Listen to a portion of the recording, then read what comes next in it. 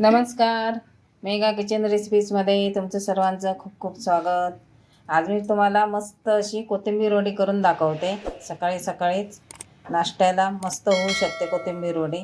तर इथं मी काय केलं आहे, कोथिंबीर स्वच्छ धुवून घेतली, बारीक चिरून घेतली आणि त्याची फक्त पानं घेतली. कारण वडी करायची असेल तर देठं घेतले तर वडी चांगली येत नाही. फक्त वरचे कोवळे देठं घेतलेत, बारीक अगदी कोवळे असतात वरचे ते, नाहीतर अशी पानं घेतलीत सगळी काढून आणि ती बारीक चिरून घेतली. आता ह्याच्यामध्ये आपण कोणतं कोणतं साहित्य लागतं बघूया. आणि ही कोथिंबीर वडी आपण जास्त बेसन पीठ वापरणार नाही, तर बाकीची पीठं वापरणार आहेत. बेसन पीठ जास्त न घालता मस्त छान अगदी कोथिंबीर वडी होते.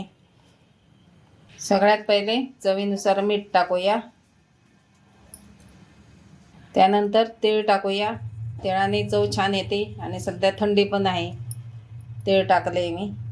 थोडासा हिंग, हळद, चवीनुसार लाल मिरची पावडर, लसूण घेतला आहे ठेचून 7-8 पाकळ्या. छान लागतं लसूण आणि चव पण छान येते त्याला. हे बघा, मी इथे बाजरीचं पीठ घेतलं आहे. साधारण एक वाटी असेल अंदाजाने घेतलं आहे. थोडंसं अजून मी घेते. आता 1 वाटी आपलं बाजरीचं पीठ आहे, तर अर्धी वाटी आपण बेसन पीठ टाकणार ह्याच्यामध्ये. बाजरीच्या पिठाने वडीला खूप छान चव येते. आणि थोडंसं ह्याच्यामध्ये आपल्याला घरचा मसाला टाकते मी, जो आपला वर्षभराचा असतो साठवणुकीचा, तो टाकते. आणि ह्याला अजून चव वाढण्यासाठी थोडासा चाट मसाला, अगदी पाव चमचा. आता हे सगळं आपल्याला पाणी टाकून मिक्स करायचे.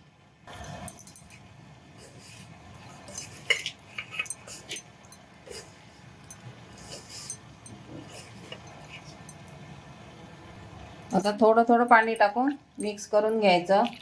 अगदी एकजीव झालं पाहिजे.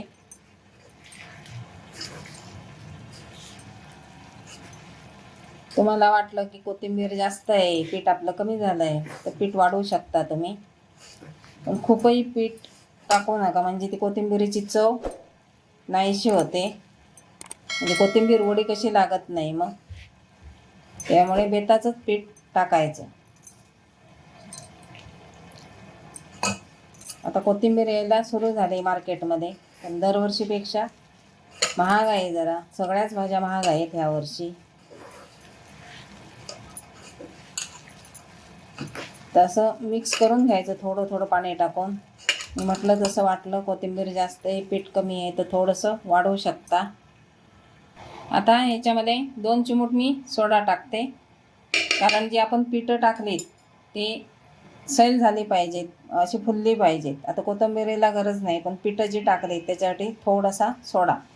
आणि हे असं मिक्स करून घ्यायचं सगळं. माझं पीठ बरोबर झालं आहे बघा. 1 जोडी कोथिंबीरीची मोठी होती, त्याला मी 1 वाटी बाजरीचं पीठ आणि अर्धी वाटी बेसन पीठ टाकले. तर मस्त झालं आहे बघा आता तयार. छान मिळून आलं आहे. म्हणजे कोथिंबीर पण कवळी होती. कोथिंबीर जून जरी असेल ना तरी वडीला प्रॉब्लेम येतो. हे मस्त झालं आहे. आता आपण वाफवायला ठेवूया. त्यामुळे ह्याला पाणी अगदी हळूहळू टाकायचं आणि असं करत जायचं, म्हणजे आपल्याला पाण्याचा अंदाज येतो. मस्त तयार झालं आहे. आता आपण वाफवायला घेऊया. मी चाळणीत करणार आहे आणि तेलाचा हात लावून घेतला आहे चाळणीला. आता ह्याच्यामध्ये आपण ते बॅटर घेऊया. असं सगळं बॅटर मी घेते आणि मधल्या भागामध्ये ठेवणार आहे मी. असं मी ते चाळणीमध्ये पसरवून घेतलं आहे साईडला आणि इकडे थोडंसं आपण ठेवलेलं आहे, म्हणजे वाफ चांगली लागू दे म्हणून ठेवलेलं आहे. आता इथे एक होल पाडायचा, म्हणजे मधला भाग पण छान शिजतो. आणि इथे एक पाडायचा आणि हे आता वाफवायला ठेवायचं. वाफवायला ठेवायच्या अगोदर पाणी आपलं मस्त उकळतं पाहिजे, म्हणजे लगेच ते भुगायला तयार होतं. लगेच ते हे होतं, बसत नाही खाली, लगेच त्याची प्रक्रिया सुरू होऊन जाते. त्यामुळे पाणी मी उकळायला ठेवलं आहे. इथे मी पाणी ठेवलं आहे बघा. 1-1.5 तांब्या पाणी आहे आणि ते चांगलं मस्त उकळतं आहे. तर त्याच्यावर हे आपण आपलं ताट ठेवूया आणि त्याच्यावरती आपल्याला झाकण घालायचं आहे. आणि आता मिडियम गॅसवर 10 ते 12 मिनटं वाफवून घ्यायची छान अगदी. तर आता 10 ते 12 मिनटं आपण वाट बघूया. आता याला 12 मिनटं होऊन गेली, 12-13 मिनटं झाली. तर आता काढून बघूया. मस्त अशी झाली ही बघा तयार. आता गॅस बंद करायचा आणि अशीच ठेवायची 5-10 मिनटं आणि थंड झाल्यावरती बाहेर काढायची.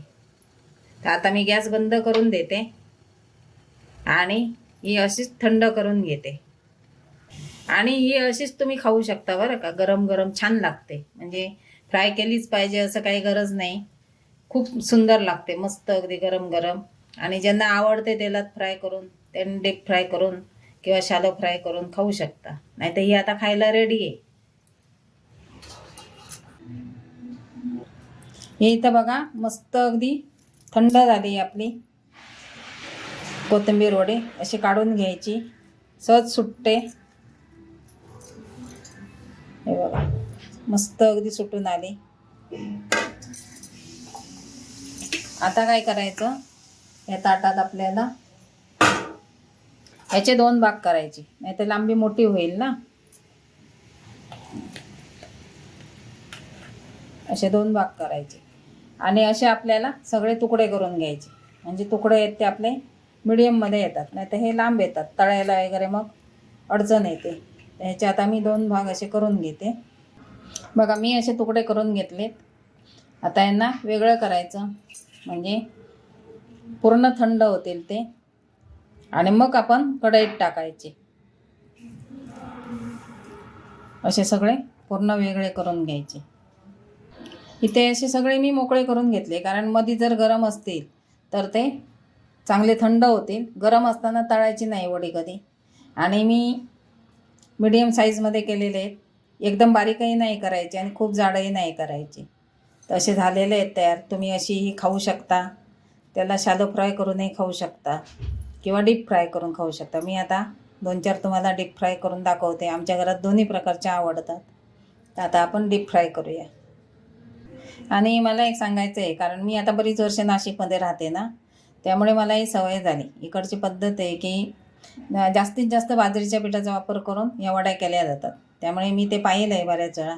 त्यामुळे आमच्याही घरात हे बाजरीचं पीठ वापरून वड्या केल्या जातात आणि बेसन पीठ हे थोडंसं वापरलं जातं. पण ह्याची चव खूप छान येते. फक्त बेसन पीठ आपण घालतो ना, त्याच्यापेक्षा हे बाजरीचं पीठ घातलं तर चव खूप छान येते. एकदा करून नक्की बघा. तेल चांगलं तापलं आहे. आता आपण एक एक वडी सोडूया.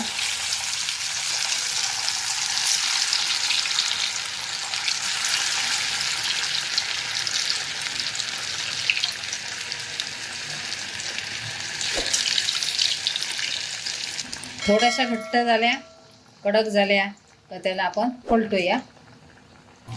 बघा थोडेसे बुडबुडे कमी होत आले. आता यांना आपण पलटून घेऊया एका बाजूने.